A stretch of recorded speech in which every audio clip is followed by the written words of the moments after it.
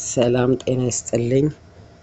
የህልም መፍቻ ከቻናል ቤተሰቦቼ እንዴት አላችሁ? እንዴት ከረማችሁ? ዛሬ ደግሞ በህልም ወንዝ ስለ ወንዝ ነግራችኋለሁ። ያላገባች ልጃገረድ ከወንዝ ውሃ ስትጠጣ ካየች ከፍ ያለ እንጀራ በህይወቷ በጣም የምትመኘውን ነገር ታገኛለች።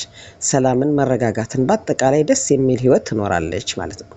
ወንዝ ውስጥ ስትዋኝ ካየች ማንኛውም ሰው ሊያየው የሚመኝ ህልም ነው። ጥሩ ሰው መሆኗን፣ ልቧ ንጹህ መሆኑን፣ የልጅቷን መልካም ጸባይ ከማሳየቱም በላይ ልጅቷ መልካም ትዳር እንደሚመጣላት ያሳያል። ያገባች ሴት ስትዋኝ ካየች ባሏ በጣም እንደሚወዳትና እንደምታረግዝ ያበስራታል። እርጉዝ ሴት ወንዝ ካየች አወላለዷ በጣም ቀላል እንደሚሆን፣ በሰላምና በጥሩ ሁኔታ እንደምትገላገል፣ የምትወልደው ደግሞ ወንድ ልጅ መሆኑን ያሳያል።